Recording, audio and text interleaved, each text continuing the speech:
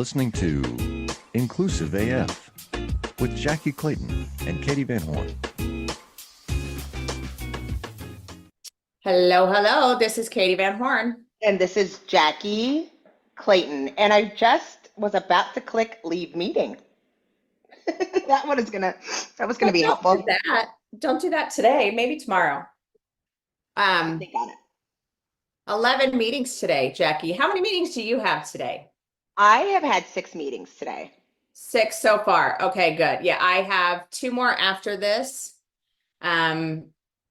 So, it's good stuff. So this is the Inclusive AF podcast, and Jackye and I have a lot going on, but we love you and want to be here. Jackye, your glasses, I don't know if they look crooked. They're probably crooked. They might be crooked. My headphones are making them crooked. You're crooked. I'll just tilt my head. Jackye will be tilting her head for the remainder of the episode. I think it is your headphones. Yeah, every time I stick it behind my headphone, it pops up. And I just have to tell you that normally I wouldn't call that out while we're recording. I would have done it ahead of time, but I just noticed A, but then B, since you're such a fashionista now, all fancy with your cool hair. Yep. To call it out and be like, listen, Missy, get it together. I'm going to change careers as fashion model. Yes. Okay, so I have a couple of topics for today I would like to discuss. Yes. Number 1, it is February 1st. We are recording this on February 1st. You all won't hear it until the 7th, I think. So, but would love to know, Jackye, what are you looking for from organizations this Black History Month? I don't know what all organizations are. I just feel but I could tell you. No, what are you looking for from organizations? What would make you feel yep, they get it? I don't know if there's anything they would make me feel yep, you get it. But yeah. I do think it is important just recognizing success. I feel like it's really important of understanding how people have contributed, because a lot of times these things, used to love Tom Joyner's little known Black history fact. Yes. That I used to do every day. There are lots of things that are coming out of that. And so I think it's time to celebrate people and know what the contributions that might have gotten left out as much as possible, especially within the industries, because it's in every industry. Whatever industry you're in, you can find people. It is fascinating to see the contributions. And I think we've seen some things in Hollywood in recent years to show off or showcase some of those folks that have been lost through history, but there are so many, and to your point, there are so many cool inventions and different things. You're like, wait, what? How? That's awesome. But I also, for me, I think it's how are they actually showing up from a numbers perspective, and how are they I don't honestly, I won't say I don't care. I don't want so much here, let's put some Black people on a wall and tell us, there's MLK, there's, whoever that most folks know. I like that what you're saying of the more unknown, right. But I'm also more of no, what are you actually doing to work on promoting folks that are in less impactful roles or lower level roles? What are you doing to help them and kick off a mentorship program or a sponsor program, something along those lines? I want some action, not just some talk. Yeah, but I don't want that just for Black History Month. But that should be the beginning of the conversation. I would hate for someone to be only in February. No, 100% agree. But I think it's the the highlight that you're talking about of unknown. I also would like them to highlight people in the company that have done great things, that are people of color. And I think that's the piece that is also missing is there are so many folks that have been with companies forever and ever and keep the lights on and are leading great projects and are doing amazing things and so highlighting that would also be amazing. I think that would be cool. It's oh, this person had the influence on this, or this was the person who owns the patent on this, or, Right. making those things because it, like, I mean, tomorrow, today is history. Tomorrow. Like, Yeah. it doesn't have to be all, you don't have to go that far to find the history of what we find significant and recognizing the contributions. I think that has, I would love that, especially at those organizations that have been around forever, Mm-hmm. like your JP Morgan Chases. Yeah. Well, I'm thinking about even just a few of my clients that I know, like that have manufacturing plants in the South and have a high population of Black people working for them. And they are, 20 years, tenure, 15 years, tenure, all of these things. And again, like they're keeping the lights on and they've contributed in such a way that it's like, oh, that thing we do in this process? Oh, that was because of Jackye. That was because Mhm. of whoever. So I also like, I think it's just acknowledging the hard work and the impact that folks have made. That's my Yep. my 2 cents on the matter. I think Uh, that was a nickel. That wasn't a nickel to okay, a dime. okay, that's fair. I'm feeling generous today, I guess. What else? What else, Jackye, from a Black History Month? Because we're not going to dwell on this too much because I know we've talked about this before. And it's just do stuff, people. I think it's taking these things like as you're looking at these celebrations, making sure that you're look at all of the multi-dimensionals of like people of how people show up. It's like more than your blackness. And so I think people get caught up like, what am I supposed to do? But there are still lots of other, when you look at the intersectionality of people, like it is recognizing within various spaces as people are doing their research of making them known. I don't want to like it's kind of like when we talk about pride, that's where I get caught up, where it's like, I want to make sure that people know that it exists and giving people resources and telling people where to go. And also inviting people to share the things that they've looked and learned and encouraging people to do that work and allowing people to share things that they saw a movie or read an article or went to a museum. It's important to share that information too and do it on a regular basis. It could be as easy as your own departments or as you go, you know, company wide meetings.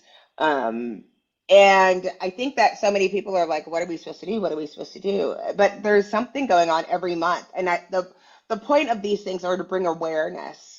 And so make sure that as you're doing this, that you don't lose track. This is not about coming up with a new logo or saying, yay, Black people,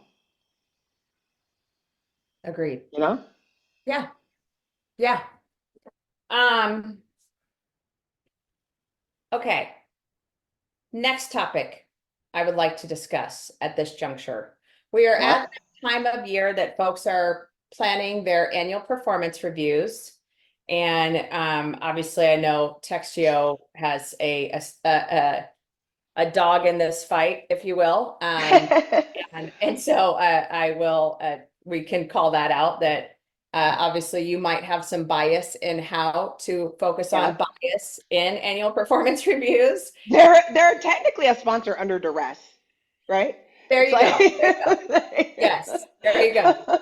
So I think it's good, like just to remind folks. So, when you are doing performance reviews and you are training your leaders, even training your employees on how they put together their reviews, I can tell you I've had more than one manager on many different occasions say to me things like, "Oh, I just copied and pasted what I wrote Oh in gosh. each review," which is not great. But being aware of the language that you're using and how you're describing different people on the team, and are you using the same lens for folks? And I don't mean the same lens as in deliverables, because you might have folks at different levels doing different work, focused on different things, but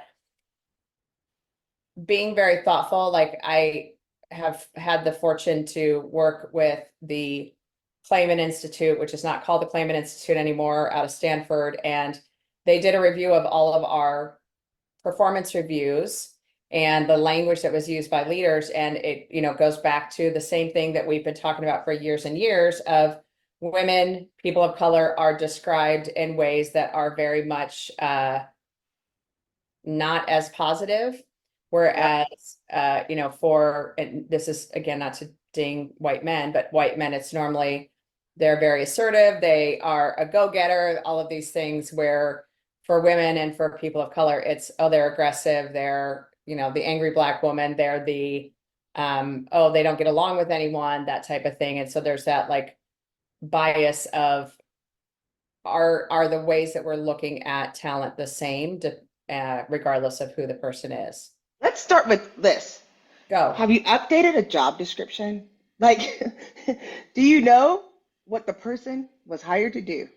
Did you hire those? What was the premise that this person was hired in the first place? I think Right. it's fascinating how people tell people that they don't do a good job and yet don't know the job that they're supposed to do in the first place. Like, start with the job description. Is it updated? Is the person been made aware of any changes? Are Right. there any gaps that this person might need to look at within the next year? Because you can't do it last year because you want to have an updated job description. This is where we're hired. This is where you came from. This is where you're going. So I want to suggest first, before you even start, make sure you understand who the people are in your department, their job titles, and the job description if that they were hired under. HR, depending on the size of the company, is going to be really mad at you when you say, hey, can you print off a copy of the job description? But so be it. They have access of when the person was hired. We know the hiring dates because unfortunately, if you look across 5 years and you have 5 people, one person hired each year, they might have all been hired at a different job description, yet get the same rate of pay or even worse. It is increased substantially, but they have the same titles. Like, save yourself some grief. Yeah. Start with that. Right.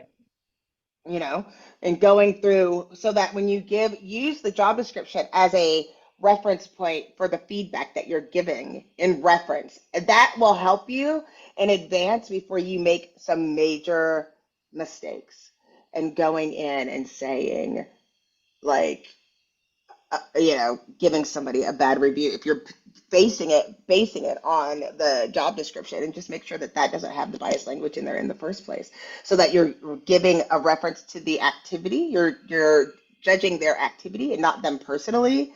If you can remember that, that is like 50%. I'm going to take it a step further, Jackye. Get rid of job descriptions and have job leveling guides. And Oh, and that way you can actually look at it from the perspective of, hey, it doesn't change as much, but you can look at it from a level 1, level 2, level 3, level 4, depending on where you place that person. I hate, and I do mean hate. that's a very big word you're It's using. a very big word, and I normally wouldn't say that, but I do hate the whole concept of job descriptions, because working in HR for as long as I have, I will tell you the amount of times that they change. That's right. It's bananas. The moment that you press publish, it's wrong. Sure. And so I think that's for me the piece that I always come back to. So yeah, like I don't know. But you can't have nothing, right? Like, yeah. 1 make sure million. like these Yes. things. And the thing is that once you have it, like, set the standard. This is not for hiring managers. This information is going back to HR first, because Yeah. you have to have one or the other. Whatever system you have, as long as it's been implemented as a policy, don't leave hiring managers to their own devices. It's a little thing I like to call save people from themselves, Yeah. because nobody's doing these performance reviews when they're writing them. It's not at 10 o'clock after a cup of coffee, like on a Tuesday. No. They're like 11:30 Sunday night. They're doing them tomorrow, and they just get worse and worse and worse, to the point where, like, the last one is saying, stay cool. Like, Right. how are they doing? Great. What do they need to change? Super, Nothing. super What good. advice do you have for the next year? Keep doing what you're doing Right. and And sing. we've again, I know you know this, we've all seen those exact reviews when it is like, come on, like you can do better. But um, I also think it is hard to remember, and and so it's just good to have these reminders every single year when you're training your leaders on how to do their reviews. Having that piece in place where you look at how can bias come into play? What are the types of bias that might come into play as they're evaluating folks? Because it's also the other piece to this can't be comparing Jackye to Katee if just because they have the same job. You should be using the job description or leveling guide or whatever, not how does Jackye compare to Katee? Because that's Yeah, also, that's not fair. The yeah. bias that people don't recognize that go in, and you see this all the time where it's like, oh, this person works so much or so hard. Yep.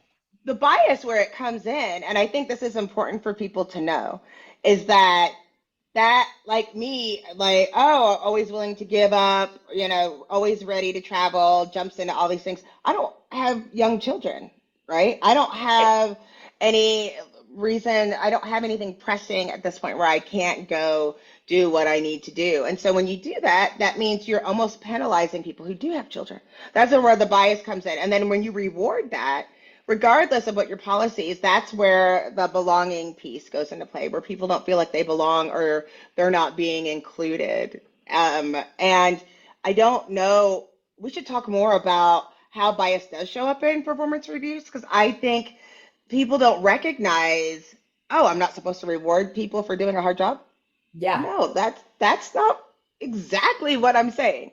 I'm Right. saying compare them to the job description and do yourself a favor. Don't allow people to like overwork themselves and throw themselves into a tizzy in the understanding that we are basing it based on how hard or how much someone works. Absolutely. Absolutely. Yeah. I think that is another piece to this that's like how do we look at rewards? How do we look at the way people um perform in these different positions, but also how are we looking at apples to apples? And by that I mean truly looking at it compared to what their job is. So Yeah. um so yeah. What else on like when we think about the performance review, what are other good reminders that you can think of? I think the personality feedback. And so the way that that shows up is you might say, oh, you don't contribute enough. And you're talking about the way that somebody maybe they don't want to talk as Right, much because right. somebody is introverted, or they might culturally feel like they're not in a place or they have not had a history of showing up. And so we're being unfair to those particular people because that's not the job, where it's like, oh, I want you to like I know I promote and support people who do remote work. I've worked from home for so long, but I hate this whole, oh, you have to be on camera, or you have to be, you don't come up, I want to see your face more. Like, stop. Yeah, Let's look at the actual work based on what the assignments are. right. And why does it matter? Yeah. Um, I don't know. Um, what else would I say? What else? What else? I've had leaders in the past who have like had a day that they basically like no meetings allowed and you just focus on writing your reviews. Yes. And they give one to the employee for a self-assessment day and then another. What I'll also tell employees is keep a brag book or a brag file, whatever you want to call it, of kudos that you've received from partners, from managers, from whomever. And also any projects like throughout the year, keep that kind of list together of what you've worked on and what you've accomplished so that you remember when you do sit down to write your review in January, what did I do last February? What did I do Right. last March? Because I don't know about you, but I can't remember what I had for dinner last night. So I'm not sure I could remember what did I work on in January that's great today. Yes, absolutely. That is absolutely a good thing to do, and make sure that you have that for yourself or keep those things for your employees because they might have those Slack messages and keep a file for all the people that report to you. If you're in management, keep one for yourself. It's also Yeah. good to read in, when you're having a bad day. It's just nice to go over One, there. yes, 1,000,000%. I agree with you wholeheartedly, is that on those days when you're like, I just can't do this anymore, having those is a very nice thing to have. Yes. Um, it's good. Okay. What I'm gonna jump on you. You have to pay. You're not here. I'm actually, I'm trying to think of how I want to approach this next topic. So, what are the hot topics? What are the things that are on your mind right now today around DEI? Just how we should look at it and putting those things together. I mean, I think there are four, like that's three different letters, and we've put them all together, and they don't work at the same pace or at the same time, and people in departments are at different levels. You know, Yep. it's like health and fitness. It's like Yeah. those are two different things that we slap together and expect them to always go in there. And you're like, oh, I thought you were health and fitness, but you're eating pizza. And you're like, oh yeah, well, I'm running today or something. Like you can't just lump everything all together. So that is what's on my mind is how do we show up and make people feel clear about what the work is. I mean, it's almost like DEI could just be employee experience.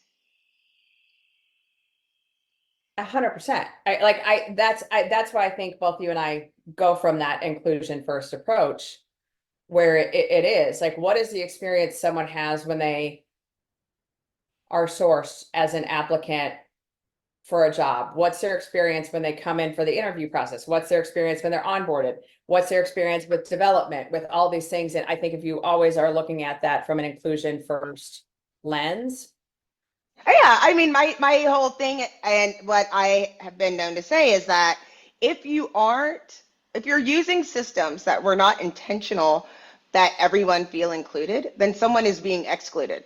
yeah, And you can say who. It's like, I don't know. Because we have to look at where these policies came from and take it from very beginning to end. And so you have to audit all of these different spaces to know where you need to be. And the diversity part's the easy part. It is now that we have all of these different people and it's everybody who's in your space today. How are we making people feel like they can feel safe and get the work done that needs to be done.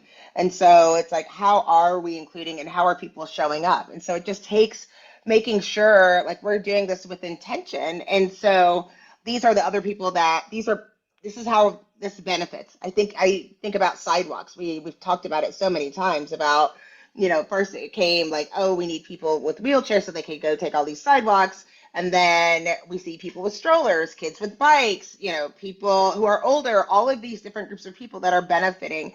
The intention was maybe it came from one direction, but everyone can benefit from that.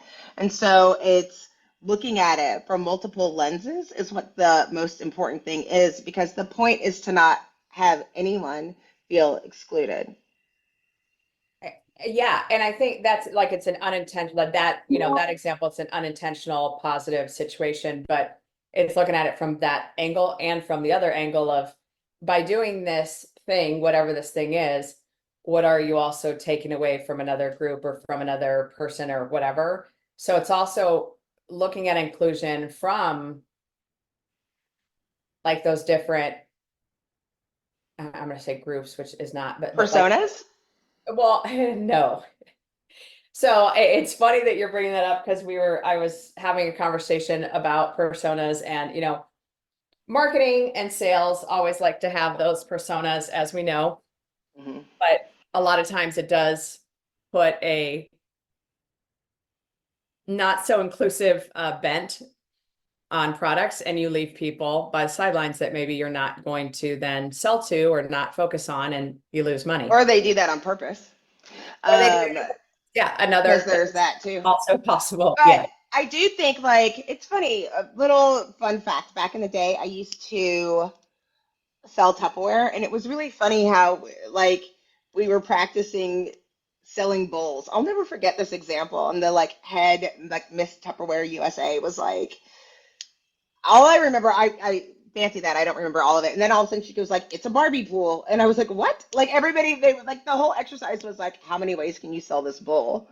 And Right. people are like, "Oh, it's a salad bowl, it's a fruit bowl, it's a bowl for chili, it's a bowl for stew, it's a Jello mold." And then Yeah. finally, it was like, "It's a Barbie pool," and you're like, "What are you talking about?" But you do have to look at like, okay, what do we need? What is the system that needs changing that seems like there's a little rigidity that somebody could be left out? Let's look at some of the possible changes and how is that going to impact various groups? I think a personal example that I like to use is within Textio of giving the interview questions in advance. So the thought process was so that people that are neurodiverse can show up better prepared, but it also helps introverts that be better prepared. It helps people when it's their first job. It levels the playing field so people can do Yeah. their research and show up as their best person.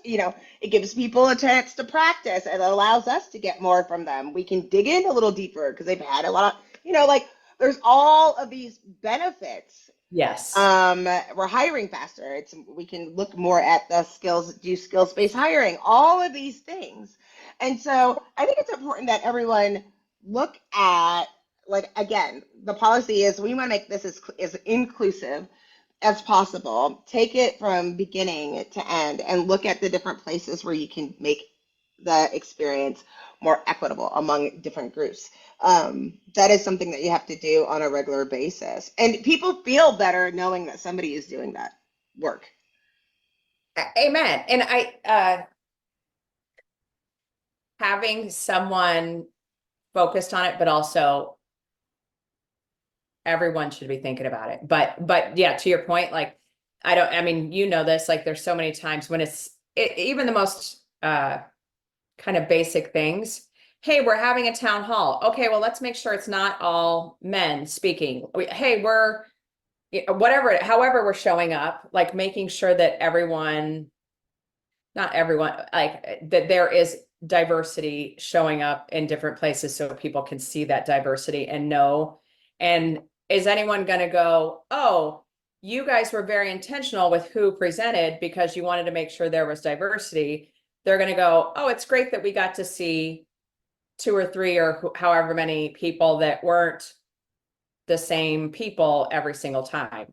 So I Right. think that's the piece for me that also like kind of comes to mind. So 1,000,000%. I think it's important to get different perspectives of knowing because you don't know who's going to align Right.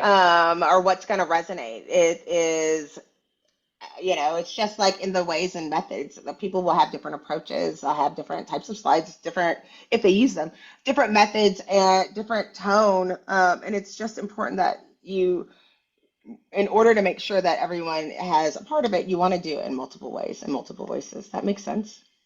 Some of the stuff is it's just not that difficult, and people want to make it more difficult than it is. Well, so that actually brings me to another point where you and I have talked about this multiple times, and I think it's just a good reminder as well at this time of year when you are gearing up for different months that are, history months, or how do we do this the right way, that type of thing. There are so many things that you can do for free within your organization, but then there's other things that you should be spending money on. So having a speaker come in for a Black History Month, you should spend money on that. Having, taking the time to go, how are we showing up here is totally free. And it's just a matter of like, what are you actually, the choices that you're making, and how are you creating a space where people can feel included and feel a part of the company in a different way. Yep. Yep. What else you got, Jackye? What's on your mind? I know I just have been driving the topics, but what else you got? No, I mean, that's really where I'm at. And how are we showing up and looking at how we can, where the work doesn't end, regardless of like how people look at DEI work. It's not like you're not going to have people from diverse backgrounds. Right, That's impossible. right, You're not going to not have people that things are not fair or equitable. That's not possible. right, And you're not going to need, it's not, you're never going to be in a place where you don't need to include everyone or where people feel good about being included.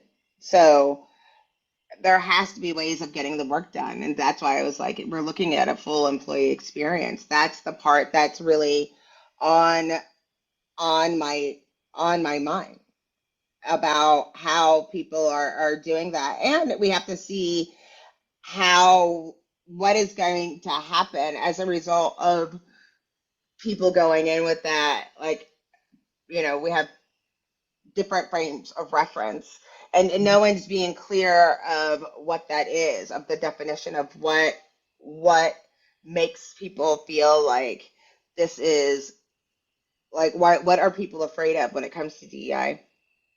What exactly do you think is going to happen by having a fair, equitable job process? Help make it make sense for me, yeah.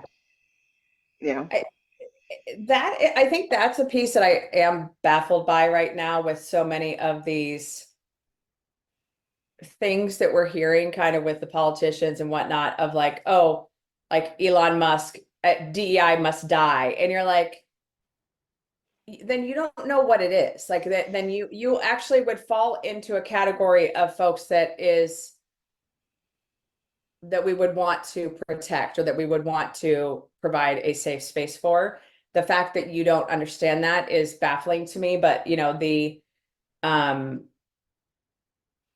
the fact that he is wanting to kill off and all of these people are wanting to kill off DEI, you're like, what? Your question is right. Like, what are you afraid of? What is going to happen that you are so concerned about? Because guess what? It's not. Yeah, I don't think it makes sense. It's like I think it needs to be more specific on Right, what are you trying to say? What is it? What are you afraid of? right. I don't Because know. I think that you have people that are banning, if you're banning programs, what program are you banning? Right. And again, and why? Right. What is the benefit? You're asking the wrong person. I don't know. Again, I don't know I'm not what's sure. being banned. I really don't. I don't know. It's like maybe we should ask people on what, like, have somebody come in and say what Yeah, they're afraid of, because I don't know what the answer is. right. They're afraid of a lot of things. Not as afraid as I am. Like, I can guarantee that you want to ban equity and inclusion, then, like, if you just hate black people, just say it, Right. you know? Just say it. Like, just say it. And we'll be okay with it. I mean, we won't be okay with it, but we will pretend to be okay with it and slowly but surely fix it. Yeah. And I think those are the things that we really have to look at of what people are trying to do. And I think that there's going to be a problem, and it's a lot. I know. So I can't really talk on it. It's just too sensitive to have a conversation. I mean, you're asking the wrong person. I should be asking you, what is it? No, I don't want to be Because it asked. gets back to, you have to. I don't want to answer any questions today. I have decided I'm vetoing questions for today. I am just No, nope, you can't do it. It no. is important because But I, yes. like, it's one of those things where you have to be able to look into it. because you can ban a program to make yourself feel better. I'm going to be a black woman still after you do that. Right. No matter So what. what are my protections? None? Right. Is that what you're saying? Like I should not feel safe? No, I need you to feel safe. Well, I don't. And so there's nothing I can do about it. And that's how I have to show up in the world. And now you're going to say I'm an angry black woman. So it doesn't matter. So you can't win. So, it's like the edge of giving up. Don't be on the edge of giving up, Jackye. There's nothing, if there's nothing there, there's no point. But I don't like this, Jackye. I need some positivity to, You can have some. I can't. I still have to show up in the world. And it's just the reality of it. yeah. So it's like because we have to have the conversation. That's the conversation that has to be had of how do you show up? How are you saving your employees? Or are you just saying that you don't care? And you're going to follow everything else. Like I don't really cower to bullies, but other people will. Right. So it just goes back to the where, and this is what's happened historically over and over and over again. You might not know that if you're like an American in the United States, but there's like a history of it. That's the other reason that, you know, you should look at that while you're going through your Black history of understanding that what is happening right now, it's time for things like that to happen right now. As soon as they feel like the power is unshifted, like, oh, I might I'm a threat, so it's just better to affect Black and brown people instead. But I have to live in that world. Right.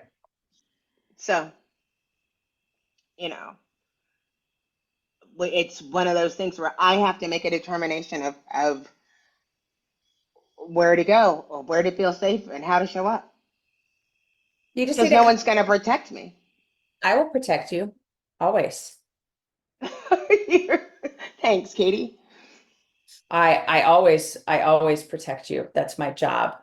Um, And I, feed me because, yes, that's very true. I do like to do that as well. Yes. I think the other piece that I would say is we're at the point now where we can't like kind of to your point where we can no longer just say, oh, hey, we're going to do something about this, but then not really do anything about it. And that's the part that I think people are also missing is no, but what are you actually doing? right. I don't Well, know. nobody's going to do anything because they're too afraid. I'm not afraid.